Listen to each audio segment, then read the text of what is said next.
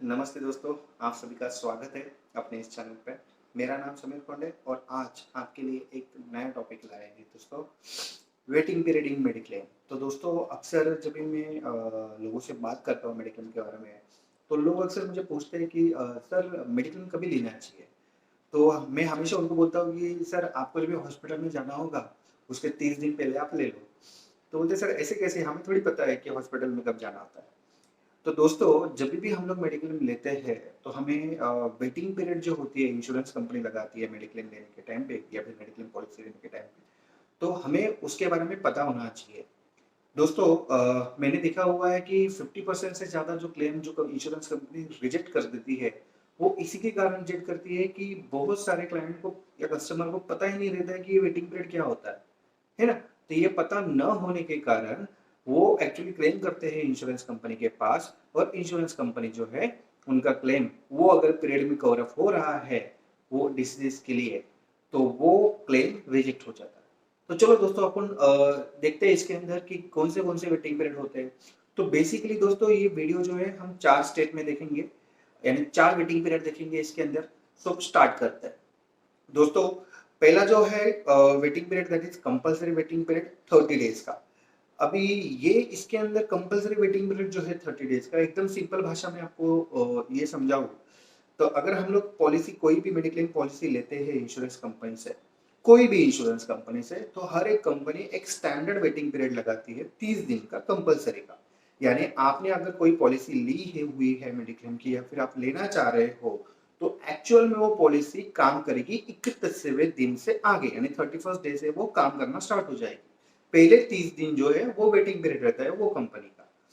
तो अगर इस दौरान अगर आपको जैसे कोई छोटी-मोटी बीमारी हो जाती है, जैसे कोई डेंगू हो गया, मलेरिया हो गया, टाइफाइड हो गया, कोई फीवर हो गया, नॉर्मल फीवर है, अगर उससे अगर हॉस्पिटलाइजेशन हो जाता है ये पीरियड में, तो ये छोटी बीमारी के लिए पहले 30 दिन का वेटिंग पीरियड रहता है दोस्तों।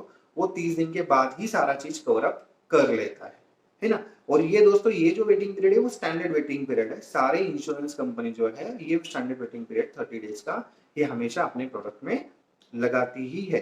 तो दोस्तों हमें इसके अंदर वही देखना है कि ये जो 30 डेज का जो वेटिंग पीरियड है, इसमें एक इम्पोर्टेंट पॉइंट ऐसा है कि ये 30 डेज का वेटिंग पीरियड जो है, ये एक्सीडेंट के केस में लागू नहीं होगा। यानी अगर समझो मैंने आज पॉलिसी ये ले ली है मेडिक्लेम की कोई भी, बट ड्यू टू एक्सीडेंट कुछ मिसहैपनिंग इवेंट हो जाता है मेरे साथ में, तो ये 30 डेज का जो वेटिंग पीरियड है, वो लागू नहीं होगा। इसका मतलब उसका क्लेम एक्सीडेंट की वजह से अगर आपको हॉस्पिटलाइज किया जाता है और उसका जो भी खर्चा आएगा वो इंश्योरेंस कंपनी हॉस्पिटल को पे करेगी। तो इंश्योरेंस कंपनी ने ये रिलैक्सेशन एक्सीडेंट के केस में ये 30 डेज के पीरियड के अंदर दे दिया है ना दोस्तों?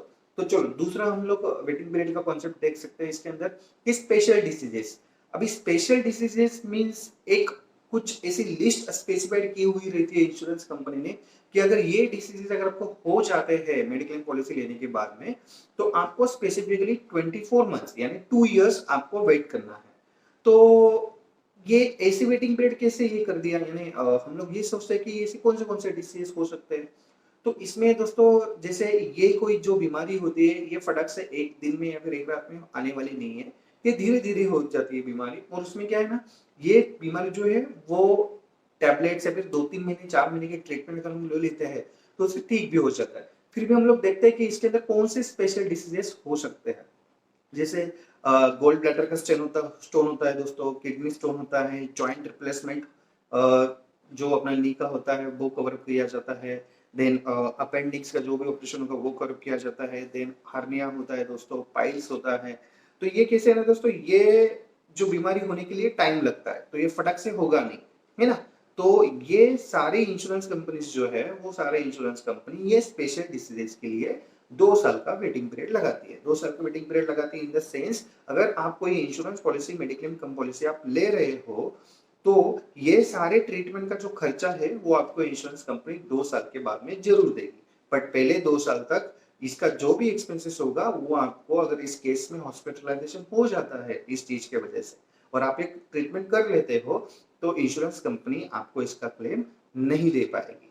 दोस्तों कुछ इंश्योरेंस कंपनी में ये जो 2 साल का जो पीरियड है as per their product features, उन्होंने ये 2 साल का वेटिंग पीरियड कम कर दिया है। जैसे स्टार हेल्थ इंश्योरेंस कंपनी जो है, उनका यंगस्टार करके एक प्रोडक्ट है, उसके अंदर उन्होंने ये सेम चीज को 12 मंथ्स में यानी 1 साल में ही कवर अप कर लिया है। यानी 1 साल के बाद अगर कुछ हो जाता है तो इसके अंदर ये कवर अप हो जाएगा। मैक्स बुपा करके एक कंपनी है दोस्तों, उनका भी सेम है, उन्होंने कम समय में ही ये सारा चीज कवर अप कर लिया। बाकी ऑलमोस्ट अगर हम लोग स्टैंडर्ड देखे जाए, सारे इंश्योरेंस कंपनी जो मार्केट में है, उनका स्टैंडर्ड वेटिंग पीरियड है 2 साल का।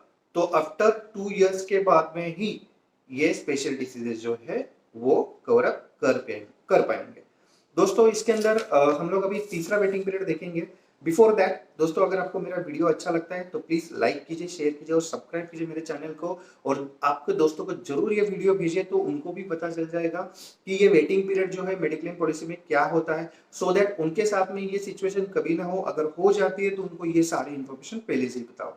चलो दोस्तों, हम लोग तीसरा वेटिंग पीरियड देखते हैं। इसके अंदर प्री एग्जिस्टिंग डिसीजेस। अब ये प्री एग्जिस्टिंग डिसीजेस क्या होता है, हम लोग अगर सिंपल भाषा में आपको इसको समझाऊं तो जो कोई भी ऑपरेशन आपके साथ में पहले हुआ रहता है, या फिर कोई सर्जरी हुई रहती है, हॉस्पिटलाइजेशन हो जाता है आपका प्रीवियसली कभी किस चीज की वजह से, और बॉडी के ऊपर कोई भी अगर ऑपरेशन आपका हो जाता है, या फिर आपको कोई भी टैबलेट्स आप डेली बेसिस पे कंज्यूम कर रहे हो किसी भी चीज की या फिर किसी भी डिसीज की हो सकती है, अगर आप मेडिक्लेम लेने के लिए इंश्योरेंस कंपनी को आप अप्रोच कर रहे हो, तो इंश्योरेंस कंपनी जो है वो आपके पास से ये सारे डिटेल्स आपको पूछती है। जब ये आप प्रपोजल फॉर्म भरते हैं दोस्तों, तो ये प्रपोजल फॉर्म में ये सारी इंफॉर्मेशन जो है, कोई हमारा ऑपरेशन, डिसीजेस या फिर कोई टैबलेट्स हम लोग ले रहे हैं, तो ये इंफॉर्मेशन हमें इंश्योरेंस कंपनी को देनी होती है, तो वो प्रपोजल फॉर्म में फिल करनी होती है। तो इंश्योरेंस कंपनी जो है उनके पास जो है वो मेडिकल अंडरराइटर होते हैं। आप जैसे ही ये सारी इंफॉर्मेशन इंश्योरेंस कंपनी को आगे फॉरवर्ड कर देते हैं, यानी आपके डॉक्यूमेंट्स, हॉस्पिटलाइजेशन हुआ, discharge summary and all that वगैरह वगैरह, तो मेडिकल अंडरराइटर जो होते हैं इंश्योरेंस कंपनी के, वो डिसाइड करते हैं कि आपको इंश्योरेंस जो है मेडिक्लेम पॉलिसी देनी है या फिर नहीं देनी है।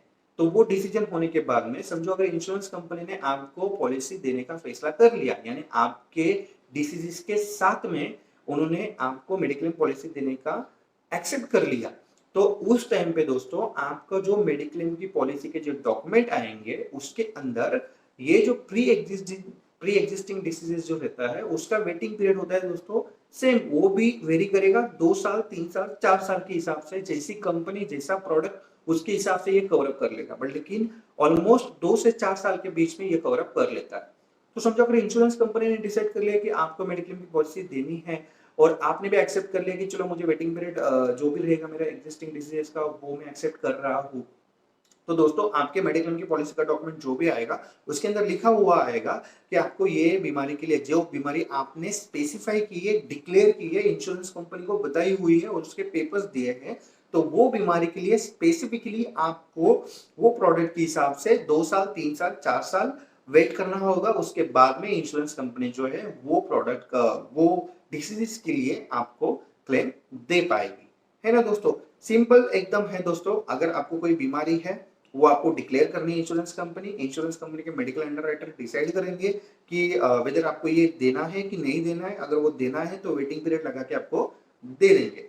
तो इसके अंदर जो मैंने आपको बताया कि कंपनी के प्रोडक्ट के हिसाब से 2, 3, 4 साल हो सकता है, वेरिएशन उतना हो पाएगा दोस्तों। जैसे मार्केट में स्टार हेल्थ इंश्योरेंस कंपनी जो है तो उनका एक बहुत अच्छा फीचर है कि वो जो वेटिंग पीरियड जो रहता है ये प्री एग्जिस्टिंग डिसीजेस का, वो जो है वेटिंग पीरियड वो कम कर लेते हैं, यानी आप बायबैक कर सकते हैं। जैसे अगर उनका कोई प्रोडक्ट है, कॉम्प्रिहेंसिव करके एक प्रोडक्ट है जिसके अंदर वो ये सेम प्री एग्जिस्टिंग डिसीजेस के लिए 3 साल का वेटिंग पीरियड लगाते हैं, तो उसके अंदर एक ऑप्शन दिया गया है दोस्तों। तो अगर आप चाहे तो वो 3 साल का जो वेटिंग पीरियड है वो 1 साल के अंदर आप कम कर सकते हैं, यानी 1 साल तक कम कर सकते हैं, सब्जेक्ट टू आपको एक्स्ट्रा प्रीमियम देना होगा और मेडिकल अंडरराइटर जो रहेंगे उन्होंने वो केस आपका एक्सेप्ट करना होगा। तो उस बेसिस पे अगर उन्होंने वो एक्सेप्ट कर लिया तो दोस्तों ये 3 साल का वेटिंग पीरियड आपका 1 साल के लिए, यानी 1 साल के बाद में ही आपका कवर अप होना चालू हो जाएगा। तो दोस्तों इसके अंदर हम लोग चौथा पॉइंट देखेंगे अभी, यानी फोर्थ स्टेप हम लोग देखेंगे कि मैटरनिटी पीरियड। तो दोस्तों मैटरनिटी का वेटिंग पीरियड दोस्तों ये कोई डिसीज नहीं है, कोई बीमारी नहीं है ना। तो ये सिंपल है कि एक फैमिली प्लानिंग होती है। तो बहुत सारी इंश्योरेंस कंपनी मार्केट में अवेलेबल है, तो वो क्या कर रही है ना, अपने प्रोडक्ट को प्रमोट करने के लिए एक एडिशनल फीचर्स या फिर वैल्यू एडेड बेनिफिट हम लोग बोल सकते हैं, तो वो प्रोडक्ट में एक इंडिविजुअल प्रोडक्ट में अपना इंसर्ट कर रही है, सो दैट जो यंग कपल रहेंगे, तो वो यंग कपल के अंदर अगर ये मेडिक्लेम पॉलिसी वो प्लान आप ले लेते हो, तो मैटरनिटी का जो भी खर्चा रहेगा वो भी इसके अंदर कवर अप हो जाता है। बट दोस्तों इसके अंदर भी वेटिंग पीरियड होता है, जैसे अलग अलग प्रोडक्ट के हिसाब से, बट लेकिन ये वेरी करेगा 2 साल से 4 साल के बीच में। कोई प्रोडक्ट में 2 साल के बाद में कवर अप करेगा, कोई प्रोडक्ट कोई इंश्योरेंस कंपनी 3 साल के बाद में कवर अप करेगी, तो ऐसा वेरिएशन रहता है। बट लेकिन इसके लिए एक कंडीशन जरूर हमेशा याद रखिए दोस्तों, वो हस्बैंड और वो वाइफ वो सेम पॉलिसी में इंक्लूडेड होना चाहिए, कंटिन्यूअस जो भी पीरियड रहेगा 2 साल 3 साल या 4 साल, और उन्होंने सेम ये हर पॉलिसी एवरी ईयर रिन्यू करनी चाहिए दोस्तों। तो ये कंटिन्यूस रिन्यूअल भी होना चाहिए और हस्बैंड और वाइफ एक ही पॉलिसी में होने चाहिए, जो भी वो प्रोडक्ट के हिसाब से 2 साल 3 साल का 4 साल का जो वेटिंग पीरियड रहेगा, नॉर्मल 2 से 4 साल का रहता है। तो हम लोग एग्जाम्पल के नजर से हम लोग देख सकते हैं mister X and mister Y, सब जो मिस्टर एक्स हस्बैंड है, मिस्टर वाई जो है वो वाइफ है। तो अगर ये शादी कर लेते हैं और आज उन्होंने मेडिक्लेम की पॉलिसी ले ली है, अगर समझो उन्होंने स्टार हेल्थ में से कॉम्प्रिहेंसिव प्रोडक्ट अगर ले लिया है, तो जब भी वो पॉलिसी लेंगे वो पॉलिसी से 2 साल के बाद में मैटरनिटी का बेनिफिट जो है वो अपनी फैमिली प्लानिंग करके ये पॉलिसी के दौरान आप ले सकते हो। तो दोस्तों मेरा हो सकता है कि आपको ये वीडियो अच्छा लगे, और प्लीज अगर आपको वीडियो अच्छा लगे तो लाइक कीजिए, शेयर कीजिए, सब्सक्राइब कीजिए दोस्तों। इसके अंदर 2 पॉइंट में कवर अप करना चाहता हूँ और दोस्तों, कि ये जो वेटिंग पीरियड होता है, ये इंश्योरेंस कंपनी वेटिंग पीरियड क्यों लगाती है। दोस्तों सिंपल सा है, इंश्योरेंस कंपनी अपना लॉस रोकने के लिए वेटिंग पीरियड लगाती है। तो आप बोलेंगे कि लॉस कैसे हो गया, हम लोग तो प्रीमियम देते हैं ना। दोस्तों क्या होता है ना, जैसे अभी अगर मैटरनिटी का हम लोग में एग्जांपल ले लूं, अगर इसके अंदर समझो अगर वेटिंग पीरियड नहीं लगाया होता 2 साल का, तो बेसिकली क्या होता है कि हम लोग मेडिक्लेम की पॉलिसी ले लेती है, अगर मैटरनिटी बेनिफिट यानी मैटरनिटी पीरियड आ जाता है, तो उस दौरान क्या होता है, फिर हम लोग हॉस्पिटलाइजेशन करके मैटरनिटी बेनिफिट ले सकते हैं। कोई भी आदमी यानी कोई भी इंसान जो है मेडिक्लेम पॉलिसी लेकर ले सकता है। तो इसलिए इंश्योरेंस कंपनी क्या करती है, वहां पे अगर आपने मेडिक्लेम का बेनिफिट ले लिया तो इंश्योरेंस कंपनी को पैसा हॉस्पिटल को देना पड़ेगा। तो इंश्योरेंस कंपनी यहाँ पे क्या कर रही है ना, आपको 2 साल का वेटिंग पीरियड लगा के दे रही है, सो दैट अगर आप आज पॉलिसी आपने ले ली और 2 साल के बाद में आप प्लान कर रहे हो, तो बाय थर्ड ईयर ऑनवर्ड्स आप जो है 2 साल के बाद में मैटरनिटी बेनिफिट यहाँ पे आप अवेल कर सकते हो। और ये जो मैटरनिटी बेनिफिट है, ये दोनों सेक्शन के लिए यानी नॉर्मल डिलीवरी के केस में भी अवेलेबल होता है और सी सेक्शन के लिए भी अवेलेबल होता है, सब्जेक्ट टू जो भी आप प्लान चूज करेंगे, सम इंश्योर होगा, उसके हिसाब से आपको अकॉर्डिंगली जो है मैटरनिटी बेनिफिट दे दिया जाएगा। तो आई होप दोस्तों वेटिंग पीरियड का जो कॉन्सेप्ट है वो आपको यानी क्लियर हो गया होगा। और ये जो है वो स्टैंडर्ड होता है दोस्तों, हर एक इंश्योरेंस कंपनी वेटिंग पीरियड लगाती है। हर इंश्योरेंस कंपनी नहीं चाहती कि उनको लॉस हुए और या फिर कुछ मार्केट में अनएथिकल प्रैक्टिस हुए, तो उसके हिसाब से उन्होंने एक 4 स्टैंडर्ड वेटिंग पीरियड हम लोगों ने यहाँ पे देखा। पहला स्टैंडर्ड वेटिंग पीरियड जो है वो कंपलसरी वेटिंग पीरियड होता है 30 डेज का। दूसरा जो है हम लोगों ने देखा स्पेशल डिसीजेस के लिए वो 2 इयर्स का यानी 24 मंथ्स का स्टैंडर्ड वेटिंग पीरियड हर एक कंपनी लगाती है। तीसरा जो है वो PED that is pre existing disease का वेटिंग पीरियड वो वेरी करेगा दोस्तों, 2 साल से लेकर 4 साल तक। हम लोगों ने वो भी देखा कि बायबैक कर सकते हैं नहीं कर सकते, वो भी हम लोगों ने देखा। उसके बाद में मैटरनिटी का वेटिंग पीरियड वो भी 2 से 4 साल तक, 4 साल तक हम लोग को वो भी देखा। तो दोस्तों अगर आपको ये वीडियो अच्छा लगा तो प्लीज लाइक कीजिए, शेयर कीजिए और सब्सक्राइब कीजिए। वापस मिलते हैं दोस्तों दूसरे और एक नए वीडियो के साथ में, आपसे मुलाकात करते हैं। बने रहिए दोस्तों, थैंक यू सो मच।